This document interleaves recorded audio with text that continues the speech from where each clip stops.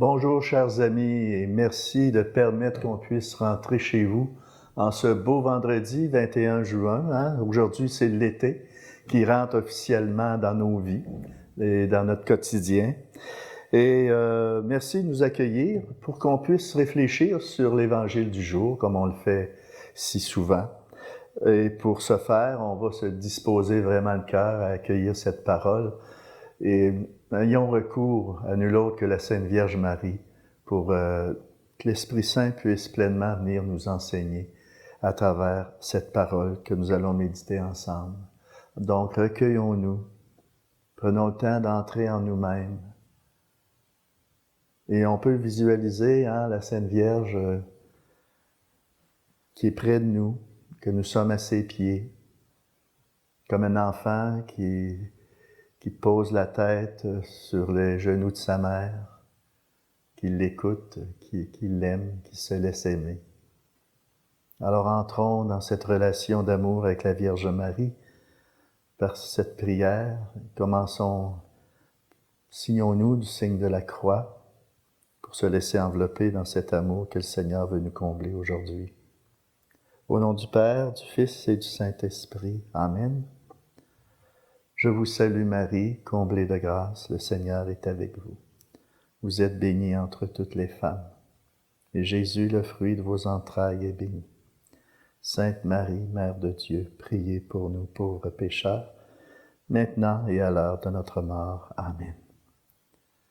Et Vierge Marie, on veut se placer sous ton regard maternel, afin qu'on puisse accomplir toutes les actions de ce jour, sous ton regard et dans ta tendresse.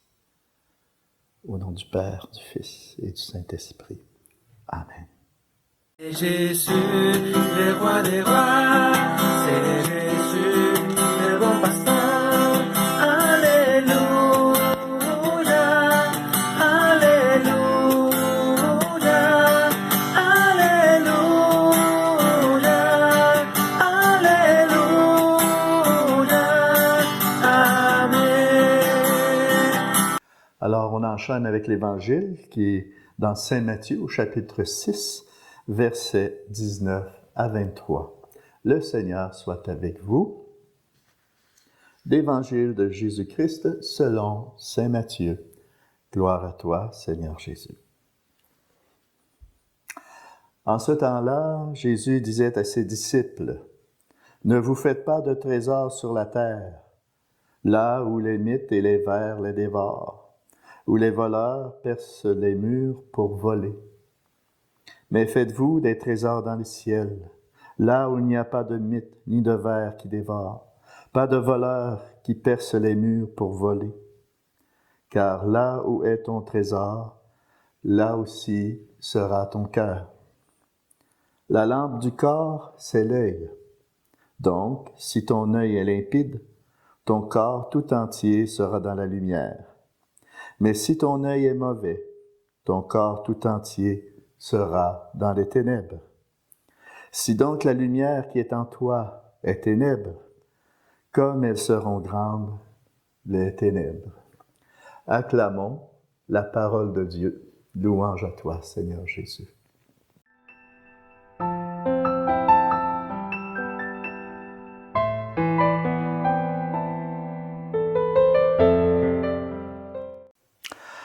Alors, on poursuit notre périple dans ce premier long discours sur la montagne. Et le passage précédent à celui d'aujourd'hui, qu'on a vu hier, qui soulignait l'importance d'une relation filiale avec notre Père du ciel, notre Père qui est aux cieux, où ce qu'on l'a scruté, notre Père. Et puis, c'est de développer cette relation qui ne cherche ni récompense, ni prestige pour se glorifier soi-même, mais plutôt d'entrer dans ce même vouloir que Dieu attend de nous, qu'on puisse avoir avec le Seigneur ce même désir, cette même volonté d'accomplir ce qu'il attend de nous.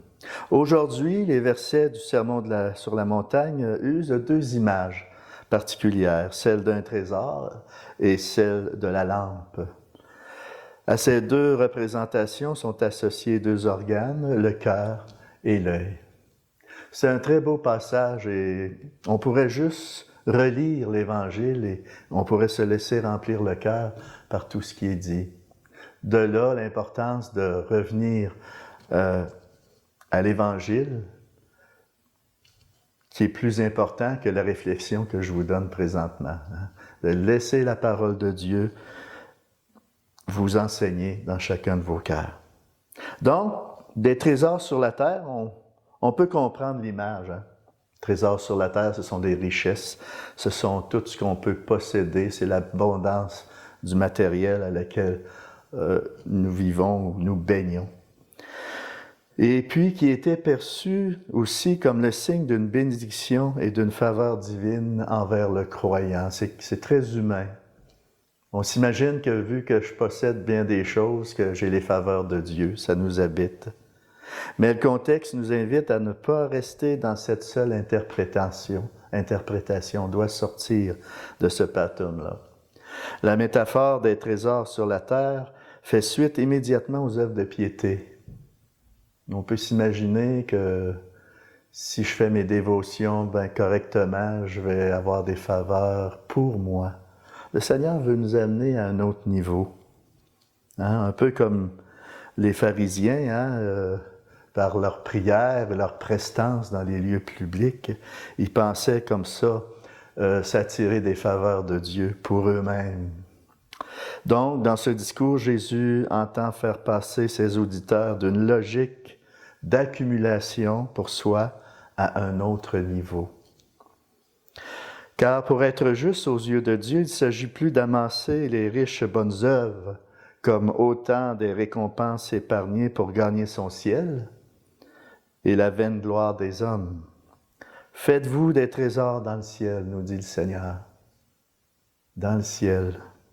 Cette expression renvoie à cette valeur spirituelle, c'est-à-dire que le trésor de l'homme, c'est la sagesse de Dieu. C'est ça le trésor de l'homme et de la femme. Sa capacité à aimer et connaître Dieu de tout son cœur. Mon trésor, ça doit être, tu aimeras le Seigneur ton Dieu de tout ton cœur, de toutes tes forces, de toute ton âme, de tout ton esprit. Je vais faire un petit détour par la lecture d'un proverbe qui rejoint un peu ça. Je cite, « Mon fils, accueille mes paroles, conserve précieusement mes préceptes, l'oreille attentive à la sagesse, le cœur incliné vers la raison. Oui, tu fais appel à l'intelligence si tu invoques la raison, si tu la recherches comme l'argent, si tu creuses comme un chercheur de trésors, alors tu comprendras la crainte du Seigneur. Tu découvriras la connaissance de Dieu, car c'est le Seigneur qui donne la sagesse.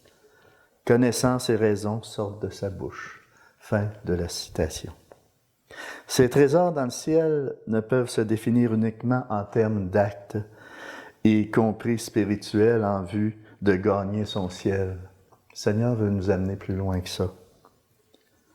Parce qu'on reviendrait à ce moment-là à une logique d'accumulation. Je veux m'accumuler des faveurs du Seigneur pour moi. Le ciel est ce qui échappe à notre compréhension.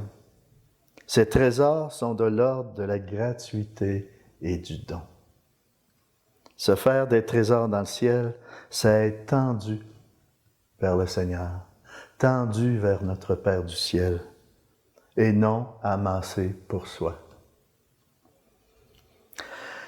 Se faire des trésors dans le ciel, c'est être tendu vers l'autre, cet autre que Dieu a aussi créé à son image et à sa ressemblance, vers nos frères et sœurs. Là aussi est notre trésor. Cet autre que Jésus invite à regarder avec ses yeux, avec les yeux de Dieu. Ce trésor est celui de la sagesse divine. Ce trésor, c'est sa parole, là où le cœur du croyant demeure. Si la première métaphore nous tirait vers les trésors du Père, la seconde nous invite à un regard lumineux. face à ceux et celles qui se vantent de leur mérite et se montrent publiquement, Jésus invite non pas à être vu, mais à voir avec son regard à lui, à regarder les autres avec son regard à lui. Ce regard n'est plus fixé sur un nombril orgueilleux, mais un corps créé à l'image et à la ressemblance du Seigneur. Il ne s'agit pas de voir pour épier les ténèbres chez soi ou chez les autres, mais pour contempler ce qui est lumière en soi et autour de soi. Ça peut paraître paradoxal dans le discours de Jésus qui met en garde contre l'orgueil pharisien. On peut être orgueilleux dans la piété, dans les choses de Dieu, dans nos dévotions. Cependant, il ne s'agit pas ici de se vanter, mais d'avoir un regard brillant d'Évangile, éclairant en vérité étincelante d'espérance, de laisser émerger à partir de son cœur la lumière du Christ autour de soi. C'est un œil brillant destiné au corps, c'est-à-dire à l'être dans ses relations humaines, dans son histoire, dans sa foi, dans toute sa vie. La lumière est ce qui déborde, ce qui jaillit, ce qui vient d'en haut, ce qui vient du ciel. Cette foi attachée à notre Père du ciel est destinée à briller, éclairée de la même charité et non à vivre dans les ténèbres ou à faire vivre des ténèbres. Aujourd'hui, le Seigneur nous dit que la lampe du corps, c'est l'œil.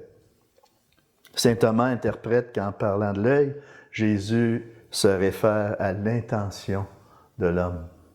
C'est quoi mon intention? Lorsque son intention est droite, lucide, dirigée vers Dieu, toutes nos actions sont brillantes et resplendissantes. Par contre, lorsque l'intention n'est pas droite, quelles ténèbres y aura-t-il? Je termine avec ceci. Bienheureux l'homme qui s'enrichit par la pauvreté de Dieu. Bienheureux l'homme et la femme qui se laissent purifier et conduire dans la nuit, éclairés par la lumière du Christ ressuscité. C'est la grâce que je vous souhaite et je vous invite à accueillir cette bénédiction pour un mieux vivre et que le Seigneur davantage soit lumière en vous et que ce rayonnement puisse davantage faire partie de votre témoignage. Au nom du Père, du Fils et du Saint-Esprit. Amen. À la prochaine.